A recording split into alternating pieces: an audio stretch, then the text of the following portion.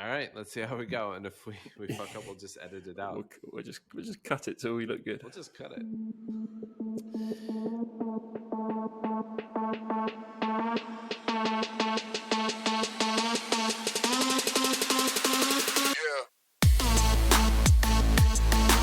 What is up, everybody? I am Jason Trost, the host of Business of Betting podcast. I've invited Brad to come back on the podcast. I really like the format of us kicking around the news of the week and being able to jump into topics. And, Brad and I really come at this industry from very different perspectives. So I find it really interesting sharing notes and having debates.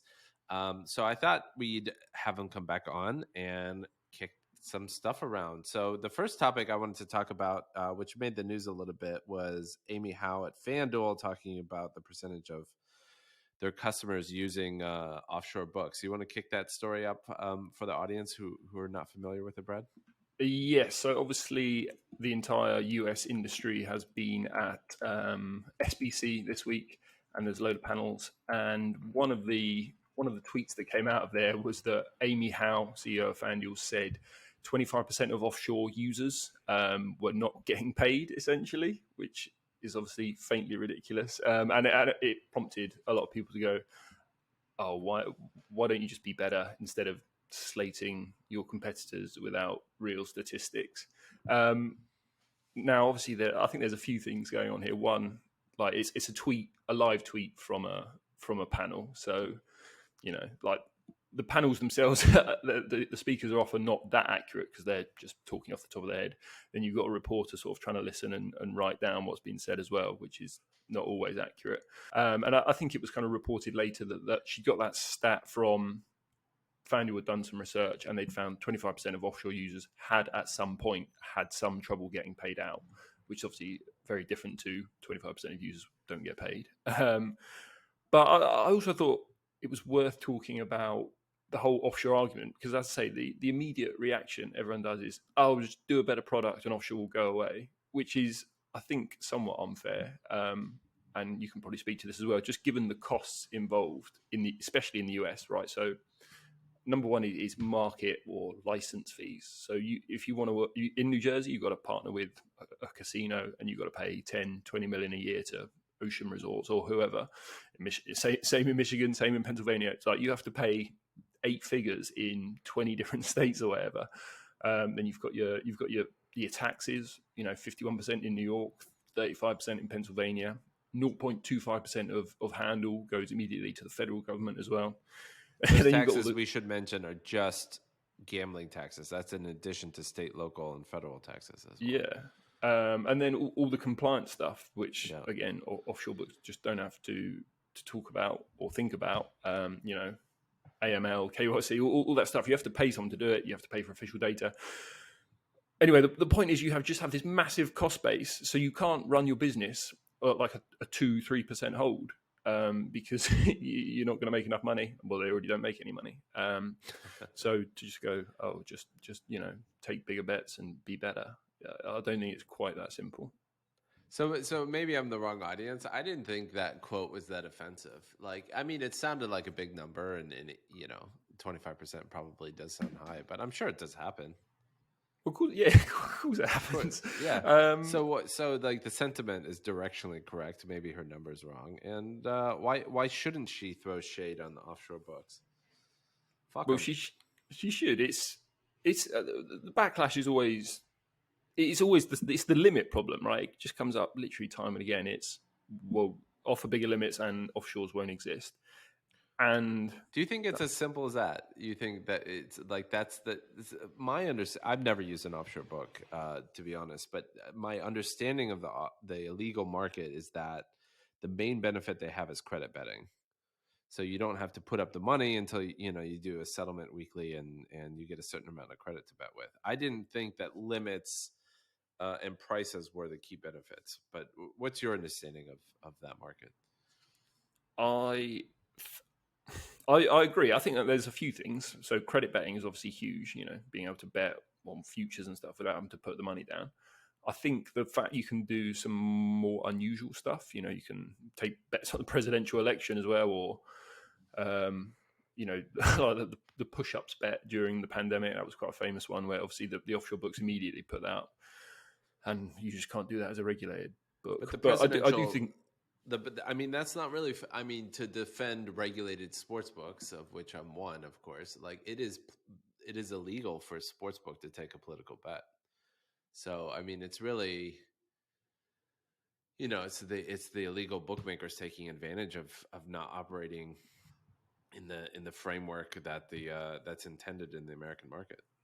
yeah, but I would say the biggest issue is limits and restrictions, and just Limits being somebody. like the U.S. regulated sports books will take less risk. Yes, exactly. Have you And ever? You're primarily based in the UK, right? yes, Do you ever bet in the US or not really? I think that would be illegal for me to bet in the US. No, But I mean when do you go to the US to bet? Is what I'm saying. no, no. Okay. But we've all seen the complaints, right? Yeah. On Are Twitter. your accounts restricted in the UK? Yes. And do they But tell you, or do they just tell you when you try to place a bet and they say you can do 50 quid or something? it's all different. Everyone gets the dreaded account, your account subject line email, which normally portends that it's dead. Everyone's different. Some will just close it entirely. Some will knock you down to 200 takeout, then 100 takeout. So yeah, it's everyone's different. I mean, to me, I think the restrictions are fine. Like, okay, you can take 200 quid out. I think that's sort of fair. Yeah. I don't. You're not going to send them out of business doing that. You're not going to make a load of money doing that, but you can have a little bet if you want to. So going back to the people who are complaining about what Amy said, we're essentially saying that be better, and then you won't have to throw shade at the illegal sports books. You think? Do you think that's fair criticism or unfair criticism?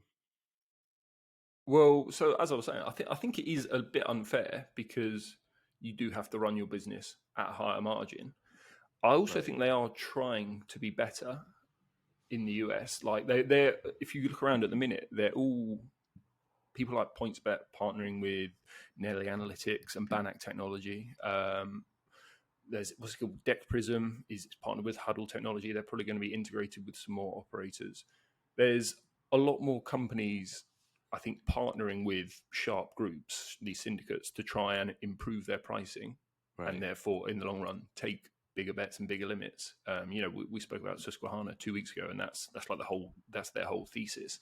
Yeah. So I do think they're working on it, and in the UK or in Europe, because tennis and soccer is so tight, generally the pricing, the limits go up. So I think it's probably headed that way in the US, and limits will naturally get bigger. So I think probably regulated books would agree that it is a problem.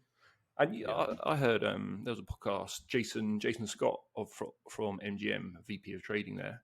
He was on with Spanky, and he said, that is the goal. That's where we want to get to, but we just don't have the tech, or we don't have the know-how currently. And it's sort of an iterative process. And I guess you could speak to that from SBK. I know you guys have much bigger limits on horse racing compared to, say, baseball. Yeah. So I mean, I didn't listen to that particular podcast, but I think the big mismatch is most betting companies don't have the right DNA for that, and a lot of this M&A with the betting syndicates, I think is properly trying to address that DNA shortfall. So I'm hopeful that the other competitors kind of pick up their game and offer bigger bets. But the technology exists and the math exists and the people that can do the math for this exists. It's just often they're not in the right seats at these companies. I don't know. I'm very against the legal bookmaking market. I think two things should happen. One, I think that the regulation should become more common sense over time. I think political betting should be legal in the United States.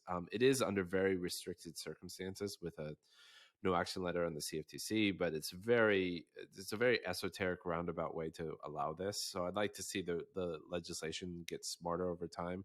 And I would like to see offshore illegal books being prosecuted for wire fraud and all kinds of other financial crimes that they have to do to perpetrate, to offer their services in America.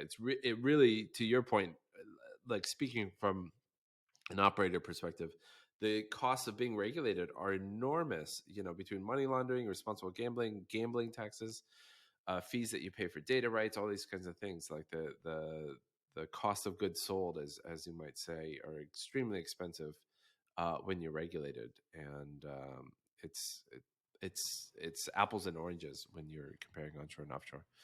Awesome. Yeah. So Matchbook this week. Let's pivot to the next topic. Matchbook this week.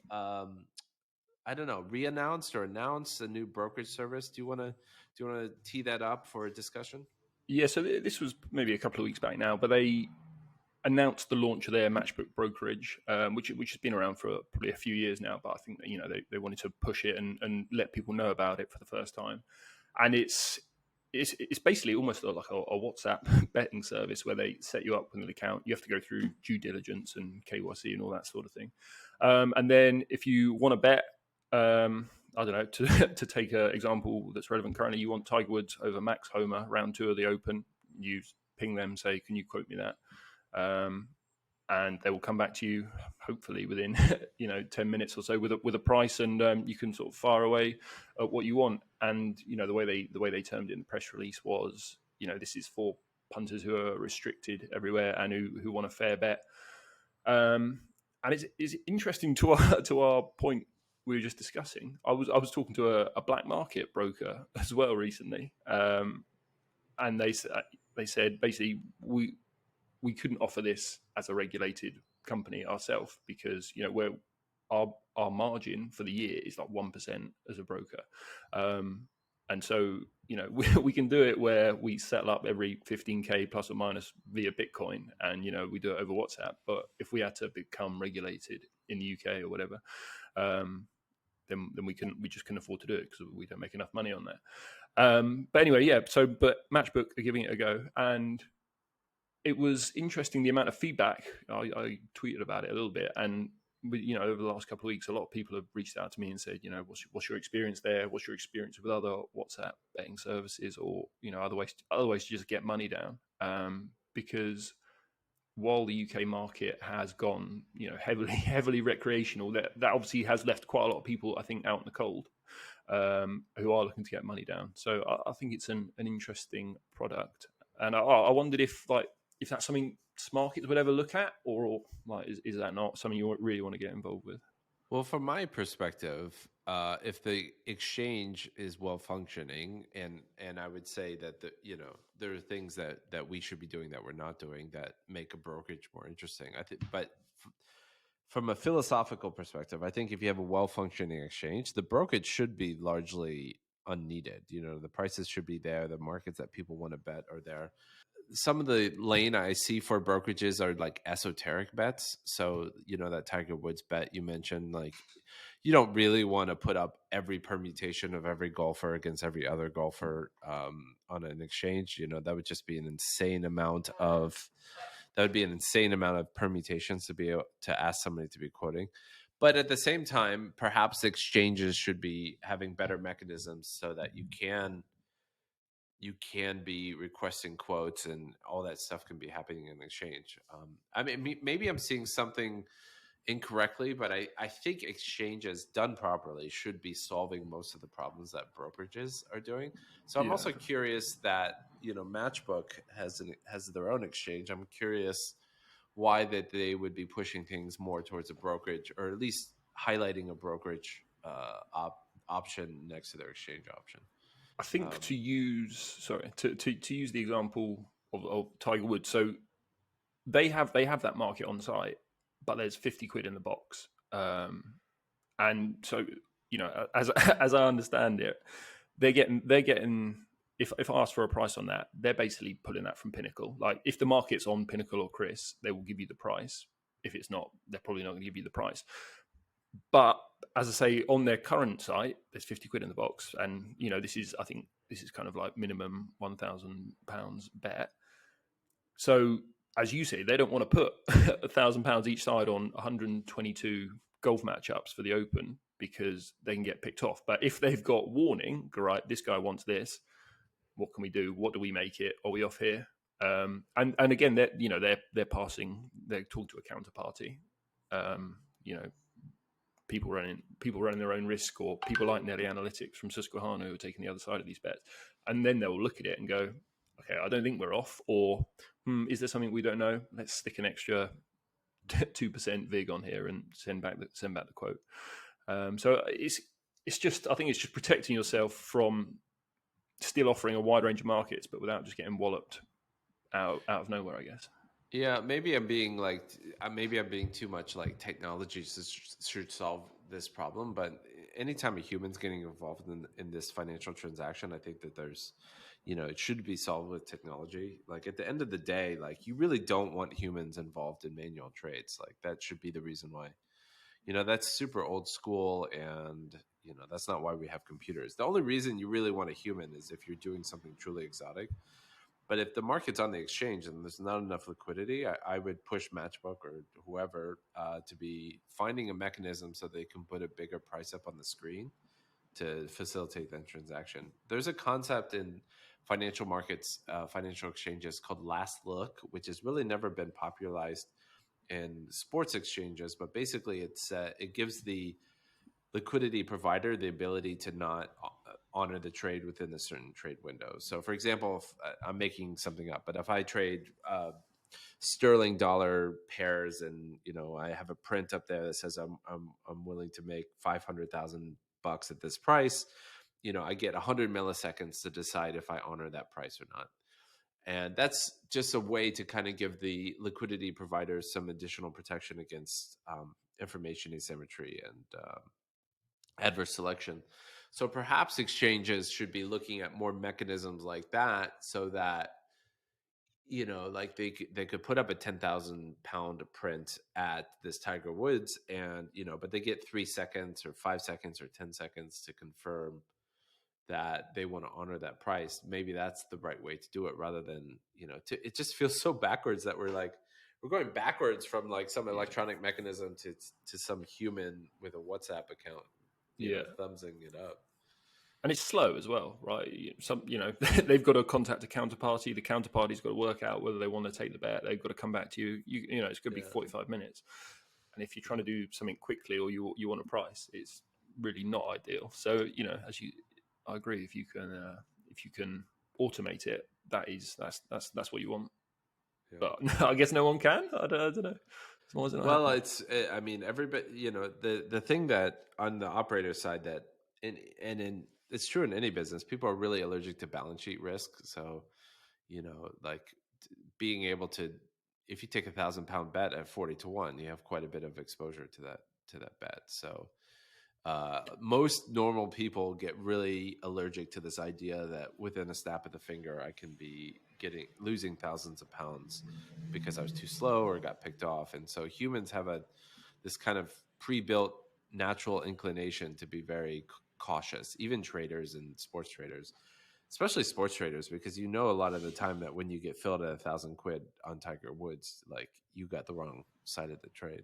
Yeah. So, well, to that point, as I say, the black market brokerage I was chatting to said, they're running at 1%. So, and that was, I believe, they were often passing the bet on. So they're heavily profiling the customer. And obviously, if it was a good bet, they would go and have, 5, 10x the stake in global markets. So, if you think you're only taking someone's best bets and you can't pass it on, as I'm guessing, say, Matchbook can't, or their layers can't, I don't know for sure, then you're going to get stuck with a lot of bad bets. And I have heard rumors of Matchbook's previous counterparties just losing a lot of money and saying, no, we don't want any more of this. So it's interesting to see how this one goes and how long it will last, I guess. Yeah, according to the black market 1% thing, what I would say is the cost of regulation is increasing. So I would, that is something that UKGC and other regulatory bodies should be mindful of, that, ultimately they should want healthy price competition and have a regulatory framework that allows that to happen. But at the same time, I do believe that even within the current framework, if you run things leanly and you're careful, you can make money and be regulated at 1%. That's one of our business hypotheses that's possible. So I wouldn't necessarily agree with that sentiment. Now, most books are not using technology, and they're very people heavy, don't have enough automation. If you run things very traditionally, like there's no way you can make money at 1%. But if you use computers, you can come down. Awesome. One more story I want to touch on before we wrap the news roundup up. Openbet had a retraded price. Do you want to set that up for conversation? Yes, so I think it was September last year. Endeavor, which is like the US sort of entertainment agency, they own IMG Arena. They bought Openbet from Scientific Games for 1.2 billion, and then last week they announced they'd knocked around 400 million off that price to reflect the current market. Essentially, obviously stocks are down all over the shop. And to also speed closing towards Q3 was the other reason they gave there. So it was around a 33% cut in the price, which doesn't look too bad if you look at some of the gambling stocks. Like DraftKings is down around 80% in that time. So you could argue Scientific Games did well to get certainty on closing with only a 33% haircut. But I thought there were a couple of things worth talking about from that. One was the B2B question in the US, which is kind of a debate I've been hearing on earnings calls and stuff for a while now, where you see the largest operators. You see the likes of DraftKings, FanDuel, Barstool. They're all they're trying to do is buy their own tech. They've all bought their own tech. They're all like Penn National is moving onto its own technology next year at some point, and essentially moving off the likes of Canby and Openbet. Whereas you listen to the likes of Playtech, you listen to Endeavor, who's just bought Openbet. They go, there's still a big role in the US for B2B suppliers. But I would say the trend has definitely been the opposite way so far. So I wondered if you had any opinions on that. My personal view is that it is only going one way, and the scale of things. It seems to favour trying to own everything at the minute. Well, I don't know how much B2B providers are left, because there aren't that many left. I think most of the big B2B providers have, or a lot of the big B2B providers have done M&A deals recently. So I don't know. I think it's a function of how robust the new competitors are in the space. The Fanatics of the world that see an opportunity to basically take their brand and do something in sports betting. I think there will always be companies like that. I don't know how many more companies want to kind of get into the space, but I think that there will always be a lane for B2B from that perspective. I also think a lot of, I think there will continue to be a smaller B2B market. Betworks, which was acquired by Bally's, was on the smaller side. And like, I think there were about 100 people, give or take, and had one or two clients live. So I think that market will continue, but I think this sort of the Canby SB Tech size Openbet, that probably will start shrinking. What I'm curious about, Openbet has been around for 20, 30 years. I talked about it a little bit with Paul on a previous podcast. It's pretty legacy software. Like, it powers a lot of sports bets in the industry, but it's really old code. So the other thing that Endeavor is going to need to be really mindful of is if you really want to do something proper with it, they're going to have to rewrite it. And Endeavor is like a sports licensing company. It's not a tech company. So it'll be curious if they are able to figure out how to get the DNA to upgrade that tech stack, or will they have to buy another B2B provider to kind of replace the Openbet tech with another tech. But I don't think the Openbet tech that they bought, from what I understand, is sort of new, updated code. I think they probably bought it more for access to revenue flow and just kind of get them in the game, rather than this is the right tech platform for a B2C business. Yeah. Yeah, I mean I think that's a great point. Like, they own the UFC, right? They are sports entertainment, sports media. They're not Google. They bought some old tech, and as I understand it, they bought very old tech. Like, Openbet's one of the original OGs in the industry. Like, it's old tech. Yeah, and I did hear some stuff about change of control clauses in Openbet contracts. So their clients I've not confirmed this 100%, but I heard that their clients could possibly like get out of those contracts now that there's a new owner. And to your point, if you've got concerns that the new owner is not necessarily going to invest or improve the product, would you take that window and try and get out? Perhaps. I have no inside knowledge about this deal, but it depends why Endeavor bought it. If they bought it for the tech, or they bought it for access to B2B partners, or what, or they just bought it to kind of learn. They said to create a one-stop shop with IMG. So come and get your UFC data, come and get your golf data, and with your trading and sportsbook tech at the same time. Yeah. Yeah, I don't know. I mean, it's from my perspective, it's a classic, deal of marketing people that have tons of money trying to get into the space. It's a really nice idea, but I think if you don't have the tech DNA, it's really hard to execute very well. Yeah, I would also say whenever I go to ICE or SBC or whatever, I speak to like 5 different people trying to build new tech companies for platforms. Everyone says what you say, like, oh, the tech in this industry is so bad. We're working on this. We're going to have a platform ready, but it's going to be a year. So obviously it is a tough problem, but it does seem like there are plenty of people willing to solve it and take on the likes of these legacy platforms. Well, I think I would just keep into perspective the gambling industry like the innovation to size of the market ratio is like way off. Like the innovation is tiny compared to the market opportunity. If you take any other, if you let like the SaaS industry really exploded in America. So like, let's just take payroll, for example. Like there are so many startups that are trying to make payroll interesting, easy, HR, recruiting. Like there's so many startups that are trying to make HR and recruiting easy. And, it's because they're big markets but the entry point is a lot less than sports betting. And the time you need to scale up is a lot less than sports betting.